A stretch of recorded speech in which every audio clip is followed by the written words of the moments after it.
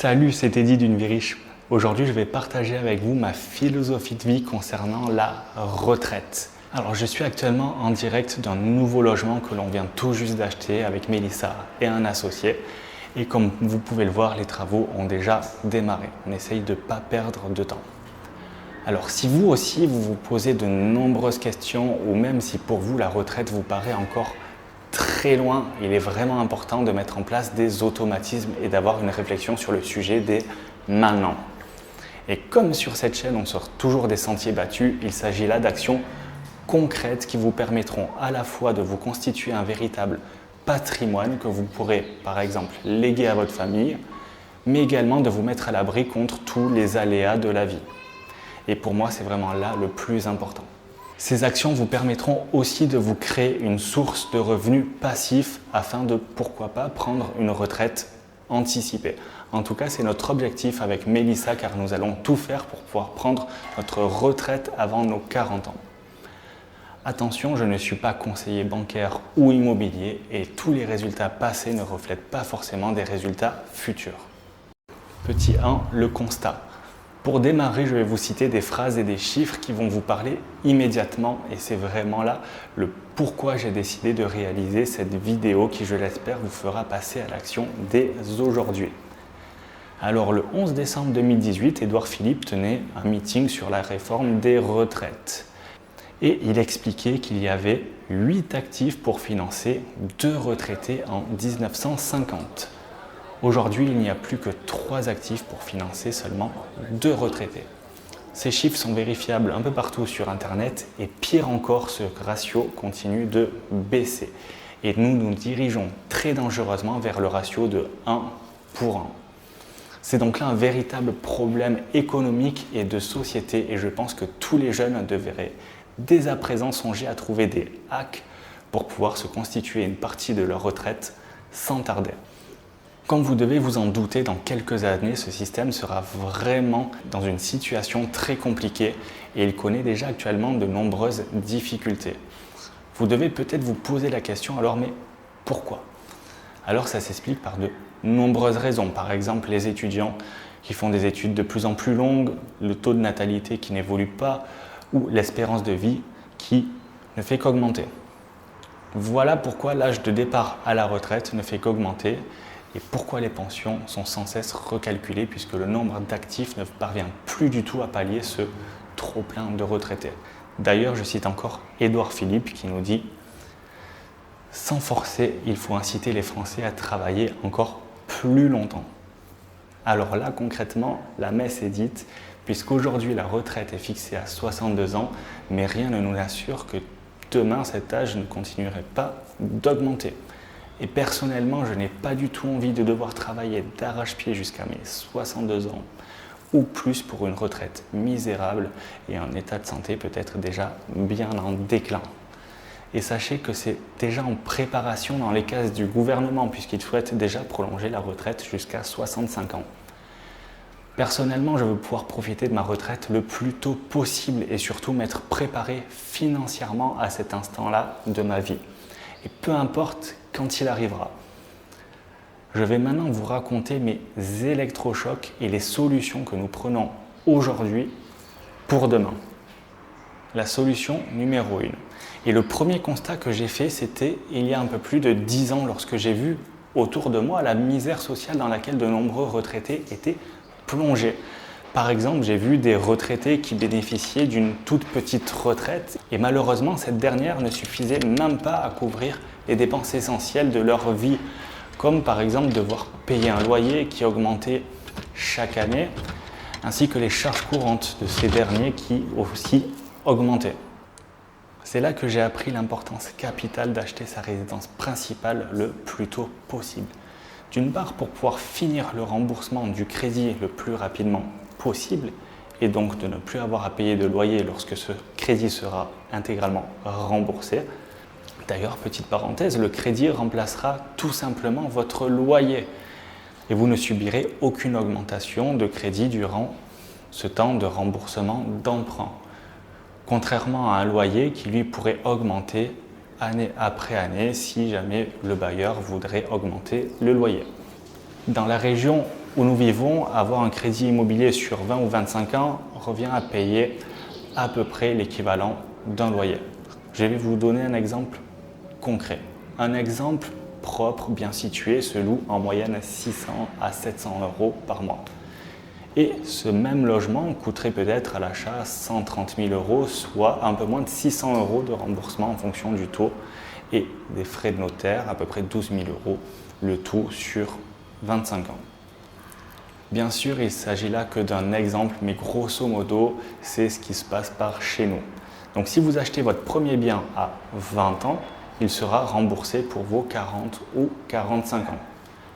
À partir de ce moment, vous n'aurez plus aucun stress vis-à-vis du loyer ou du crédit, car c'est facilement 500 à 800 euros qui ne sortiront tout simplement plus de votre poche, et surtout vous aurez constitué un patrimoine transmissible à votre famille.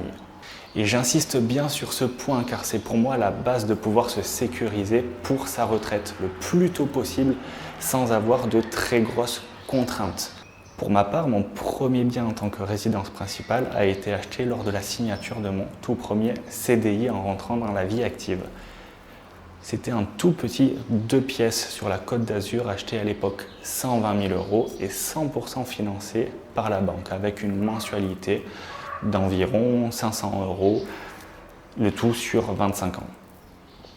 Donc ce crédit a été remboursé par anticipation il y a quelque temps et il est actuellement loué en longue durée car nous avons une nouvelle résidence principale.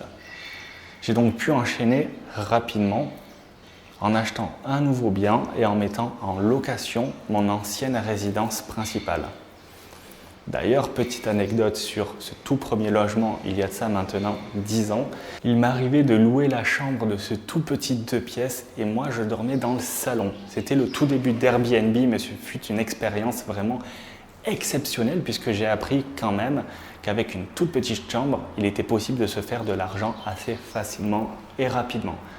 Puis par la suite, j'ai commencé à le louer l'été quand je n'étais pas chez moi et c'était une véritable réussite. Sachez donc que même qu'en tant que résidence principale, vous pouvez louer une chambre, un étage de votre maison ou même le logement entier durant vos vacances par exemple. De quoi rembourser quelques mois de crédit et ça, ce n'est vraiment pas négligeable. Pour continuer dans l'immobilier et dans votre quête à obtenir une retraite anticipée, ou en tout cas pouvoir espérer avoir une retraite beaucoup plus paisible, je vous encourage vivement à continuer d'investir tant que votre banquier vous suivra, seul ou en couple, tant que vous avez un CDI ou un bilan de plus de 3 ans. Et surtout, ayez un dossier bancaire de qualité. Évitez les paris en ligne, ayez une routine d'économie mensuelle, un petit apport et une bonne tenue de vos comptes seront de très gros plus. Après l'achat de votre premier bien en tant que résidence principale, vous pourrez acheter un second bien en tant qu'investissement locatif. Ce nouvel achat vous permettra de rembourser votre crédit grâce à un loyer, donc du coup de votre futur locataire. Et ce nouvel achat vous permettra de vous constituer également de véritables revenus passifs quand le crédit sera remboursé et surtout un patrimoine de haute qualité.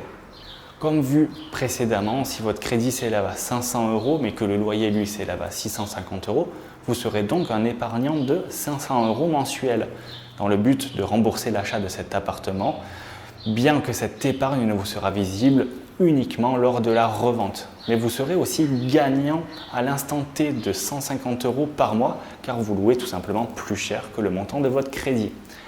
Et si le logement est très rentable car vous l'exploitez par exemple en courte durée, il vous permettra aussi de recevoir des revenus passifs du coup dès le premier mois.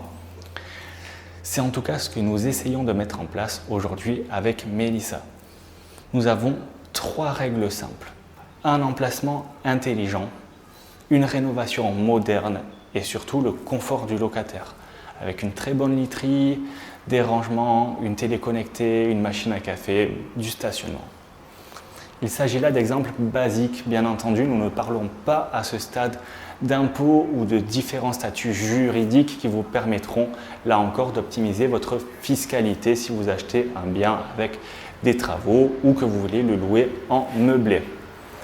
La vidéo n'est pas encore terminée, mais n'hésitez pas à vous abonner et ne manquez pas nos prochaines vidéos sur le sujet. dans lesquels nous vous expliquerons quels sont les critères pour sélectionner un bien dans le détail, les meilleurs outils pour calculer sa rentabilité et tous nos tips pour bien présenter votre dossier bancaire afin de mettre toutes les chances de votre côté. Car si vous ne connaissez pas les bonnes pratiques pour monter un dossier bancaire d'investissement, ce sera un refus assuré. Par exemple, si vous souhaitez investir en colocation et que vous présentez votre projet seulement en tant qu'investissement de colocation, surtout si c'est votre premier investissement, le banquier va de suite s'affoler et ne vous suivra pas. Présentez votre projet tranquillement comme un investissement traditionnel, comme monsieur et madame tout le monde. Montrez-lui que c'est une très bonne affaire avec un prix d'achat plus bas que le marché, une revente facile, un emplacement premium ou encore que vous puissiez réussir à être à l'équilibre financièrement sans partir sur une colocation.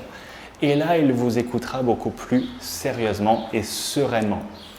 Rien ne vous empêche d'évoquer la partie colocation, mais seulement dans un second temps. Car comme vous le savez, avec la crise du Covid-19, beaucoup de nouveaux propriétaires avaient choisi la coloc comme méthode révolutionnaire d'investissement.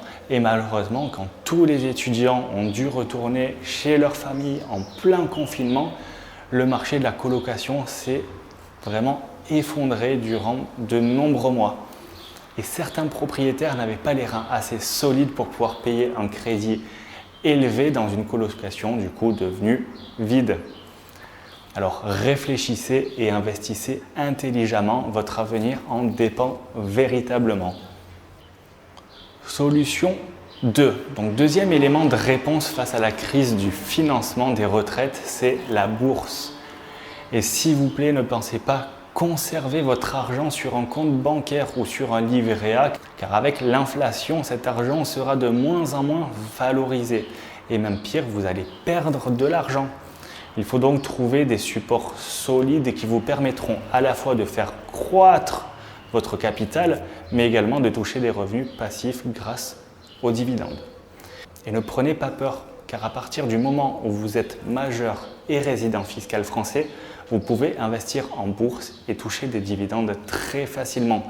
Oubliez donc cette image des salles des marchés, car ici c'est un investissement simple, régulier et qui fera fructifier votre épargne petit à petit. Donc je vous recommande dans un premier temps d'ouvrir un PEA dans une banque en ligne afin de limiter les frais et surtout de pouvoir bénéficier de la fiscalité très intéressante sur vos gains au bout de 5 ans. Et si vous souhaitez commencer à retirer tout ou une partie de vos gains au bout de 5 ans, vous allez bénéficier d'une exonération d'impôt sur vos gains. Vous ne devrez donc que 17,2% qui correspondent aux prélèvements sociaux, alors qu'un compte titre sera lui taxé en tout et pour tout à hauteur de 30%. Ne manquez surtout pas nos prochaines vidéos dans lesquelles nous vous expliquerons comment choisir vos actions sur un PEA dans une stratégie de revenus passifs. Nous parlerons aussi du compte titre et surtout beaucoup de tips et de motivation comme aujourd'hui. Mais avant, voici un exemple concret si vous n'avez pas encore franchi le cap du PEA et de la bourse.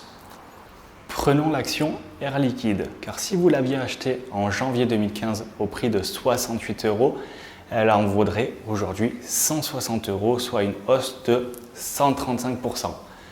Mais ce n'est pas tout. Cette action propose aussi un dividende, certes pas très élevé, de 1,8%, mais tout de même très bon à prendre.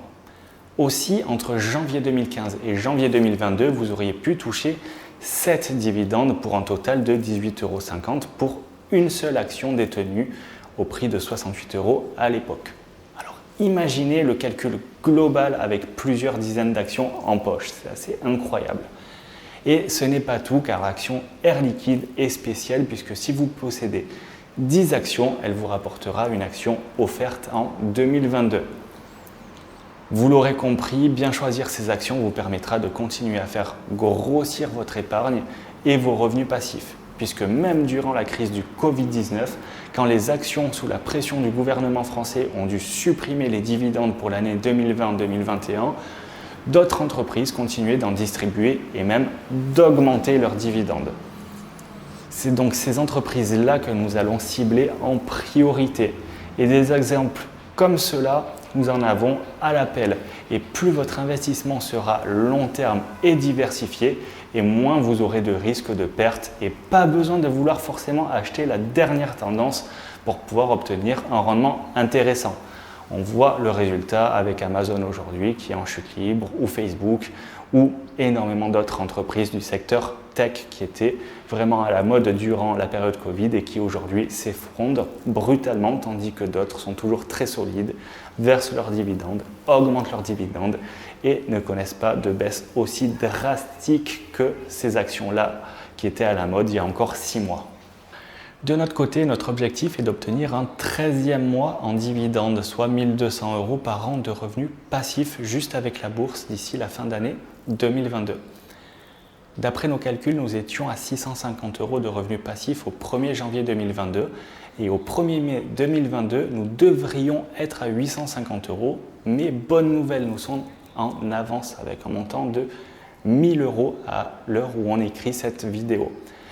Nous essayons de faire grossir nos revenus passifs de 50 € minimum par mois à nous deux. D'ailleurs, nous utilisons un super outil pour pouvoir suivre nos investissements et nos revenus passifs. Il s'agit de la plateforme Moning.co que nous vous présenterons dans une prochaine vidéo. Alors, comment s'y prendre? Ouvrir un PEA ou un compte titre est relativement simple et rapide. Personnellement, j'utilise un PEA chez Fortuneo et un compte titre chez Trading 212. Vous trouverez dans la description 2 offres incroyables pour pouvoir ouvrir vos comptes sur ces brokers. J'espère en tout cas que cette vidéo vous aidera à passer à l'action plus ou moins facilement en fonction de votre profil et de vos objectifs. Nous faisons vraiment partie de cette génération où nous n'attendons plus rien de nos gouvernements sur la question des retraites. Et en fait, nous voulons la constituer par nos propres moyens et surtout nous mettre à l'abri pour l'après 40 ans. Et ne serait-ce qu'une résidence principale achetée, c'est vraiment la garantie d'avoir un toit au-dessus de sa tête et de ne plus avoir à sortir des centaines d'euros par mois pour un loyer. Et couplé avec les revenus passifs issus de la bourse et de l'immobilier locatif, vous êtes certain de pouvoir envisager la vie beaucoup plus sereinement.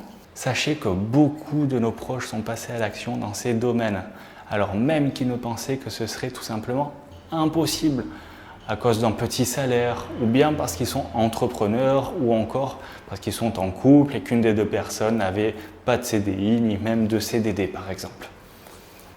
Aujourd'hui, ils sont tous passés à l'action et sont tous devenus propriétaires d'un logement et débutent en bourse, même avec un petit capital, pour se constituer des revenus passifs à long terme. Alors vous aussi ne tardez plus et investissez dès aujourd'hui dans votre propre avenir. À bientôt pour une prochaine vidéo dédiée à l'économie et aux investissements rentables. À plus!